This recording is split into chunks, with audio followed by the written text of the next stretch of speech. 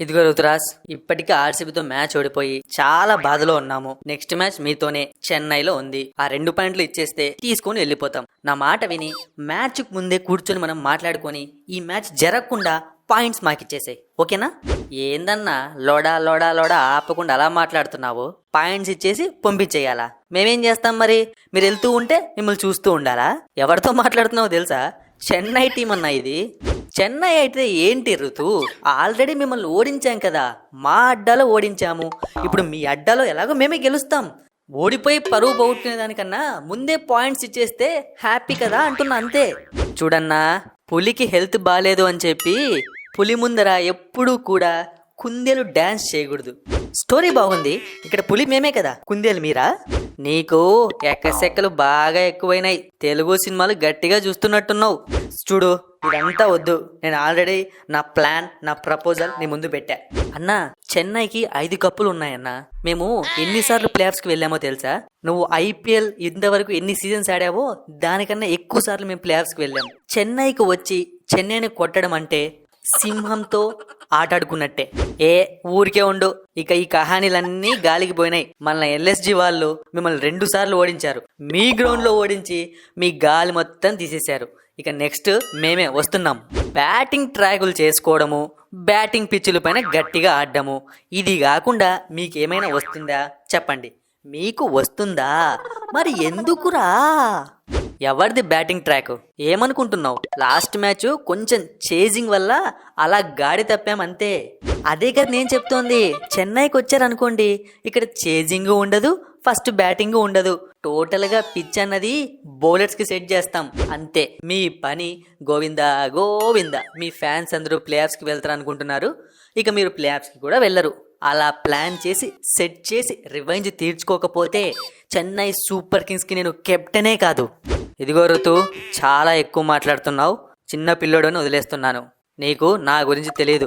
మీ ఫ్యాన్స్ని ఎంతో మందిని సైలెంట్ చేశా. ఇక నెక్స్ట్ చెన్నైలో చెపక్ గ్రౌండ్లో మీ వాళ్ళందరి నోర్లు మూయించకపోతే నేను కూకట్పల్లి హెడ్నే కాదు. నువ్వు కూకట్పల్లి హెడ్ అయితే నేను అన్నానగర్ రహానే. ఇప్పటికే 2-3 మ్యాచ్లు ఆడలేదని చెప్పి చాలా బాధపడుతున్నా. మీ బౌలింగ్ స్టైల్కి నా బ్యాటింగ్ స్టైల్ కరెక్ట్గా సెట్ అవుతుంది. ఈజీగా ఒక హాఫ్ సెంచరీ, అది కూడా 20-22 బాల్స్లోనే. గుర్తుపెట్టుకో, 20-22 బాల్స్. రహానే, నువ్వు టెస్ట్ ప్లేయర్ కదా, అసలు నీకెవరు ఛాన్స్ ఇచ్చింది ఐపీఎల్లో ఆడడానికి? నా మాట విని నువ్వు మాతో మ్యాచ్ ఆడుకుంటేనే బెటర్. ముందుగానే ఓపెనింగ్ కూడా వస్తున్నావు అని చెప్పి విన్నాను. వచ్చి బాల్లన్నీ తినేసావంటే చెన్నై ఏం చేసినా కూడా గెలవదు. ఇక మ్యాజిక్లు చేసినా గెలవదు, ఏం చేసినా గెలవదు. ఇన్నిసార్లు నేను నొక్కి మరీ చెప్తున్నానంటే నీ మంచి కోసమే. చూడు ప్యాట్ కమిన్స్, నా ఐపీఎల్ ఎక్స్పీరియన్స్ ఎంత ఉందో తెలుసా? నీలాంటి బౌలర్స్ని, నీలాంటి టీమ్స్ని ఎన్ని చూసానో తెలుసా? నేను ఎన్ని టీమ్స్ మారానో తెలుసా? చివరికి చెన్నైకి వచ్చి సెటిల్ అయ్యా. ఈసారి చెన్నై కప్పు కొడితే ఆ కప్పుతో రిటైర్మెంట్ ప్రకటిస్తా ఐపీఎల్కు. అంతగా ఎగిరేస్తున్నారు. చపక్ స్పిన్ పిచ్చే కదా. స్పిన్ పిచ్ అంటే స్పిన్నర్స్తో వస్తారు. స్పిన్నర్స్ అంటే తెలుసు కదా, హెన్రిచ్ క్లాసెన్ ఊది పడేస్తాడు. నా పేరు గుర్తుంది కదా, గుర్తుపెట్టుకోండి. ఎందుకంటే మ్యాచ్ అయిపోయాక నిద్దట్లో కూడా నా గురించే మీరు కలవరిస్తారు. హలో క్లాసన్, నీకు నాకు సోషల్ మీడియాలో ఒక వార్ జరుగుతోంది. లాస్ట్ ఇయర్ నేనేదో చేశానని, ఈ ఇయర్ నువ్వేదో పొడి చేస్తావని. బట్ చెన్నైలో అని జరగవమ్మా. లాస్ట్ మ్యాచ్ చూసా నీ బ్యాటింగ్. టపీ మన హిట్టింగ్కి పోయి వికెట్ కోల్పోయావు. ఇక్కడైతే ఆ హిట్టింగ్ చేసే ఛాన్స్ కూడా ఉండదు. ఫస్ట్ బాల్కే ఫసక్ చేసేస్తా నిన్ను. మా వాళ్ళు ఒక్క మ్యాచ్ ఆడలేదు అని చెప్పి ఎంత రెచ్చిపోతున్నారు. మీ టైం బాగలేక ఫస్ట్ బ్యాటింగ్ పడింది అనుకో, 300 స్కోరు ఆడుకుంటూ వచ్చేస్తుంది. చేజింగ్ పడింది అనుకో, మీరు ఎంత కొట్టినా 15 ఓవర్లోనే కొట్టేస్తాం. గేమ్ ప్లాన్ మొత్తం మార్చేసాం. ఇక నుంచి చేజింగ్ కూడా ఫుల్ హిట్టింగే. చూడండి తమ్ముళ్ళు, మీరు ఎన్నో గ్రౌండ్స్కి వెళ్ళింటారు, ఎన్నో మ్యాచ్లు గెలుచుంటారు, మా పైన కూడా మీ గ్రౌండ్లో గెలుచుంటారు. కానీ చపక్లో మాకు ఒక అలవాటు ఉంది. చెన్నై సూపర్ కింగ్స్కి ఒక ఆనవాయితీ ఉంది. ప్లేఆఫ్స్కి దగ్గరకు వెళ్లే కొద్దీ మా టీం చాలా స్ట్రాంగ్ అయిపోతుంది. లాస్ట్ మ్యాచే ఓడిపోయినందుకు చాలా బాధలో ఉన్నాం. ఇప్పుడు మీరు ఇలా రెచ్చగొట్టారనుకో, ఎందుకురా చెన్నైతో మ్యాచ్ పెట్టుకున్నామో చపక్లో అని తెలిసేలా చేస్తారు మా ఫ్యాన్స్, అలాగే మా ప్లేయర్స్ కూడా. ఏంటి ప్యాట్ కమిన్స్, ధోని అని ఎంటర్ అయిపోయి గట్టి వార్నింగ్ ఇస్తున్నాడు, భయపడాలంటావా? నువ్వెందుకు భయపడతావు? నాకే భయంగా ఉంది. దాన్ని కవర్ చేస్తుంటే మళ్ళీ వచ్చి ఇంకా ఏవో డైలాగులు చెప్తావు. కొంచెం నటిద్దాం ధైర్యంగా ఉన్నట్టు. ఏంటి ఇక్కడ నేను మాట్లాడుతుంటే మీలో మీరే ఏదో గొనుక్కుంటున్నారు. ఏం లేదు ధోని అన్న, నువ్వు వార్నింగ్ ఇస్తున్నావు, చాలా కామెడీగా ఉంది, ఎలాగో మ్యాచ్ మేమే గెలిచేది కదా అని ట్రావిస్ హెడ్ నా చెలో చెప్తున్నాడు. నేను అలా ఏం చెప్పలేదు, అబద్ధం ఇదంతా, నేను అలా ఏం చెప్పలేదు.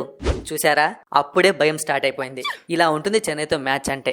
డైలాగులు కొట్టినంత ఈజీ కాదు చెన్నైతో చెప్పకలో మ్యాచ్లు ఆడడం. ఏదన్నా ఉంటే గ్రౌండ్ లో చూసుకుందాం, వెళ్ళి ప్రాక్టీస్ చేసుకోండి. అబ్బా భలే ఇచ్చి పడేసావు ధోని అన్న.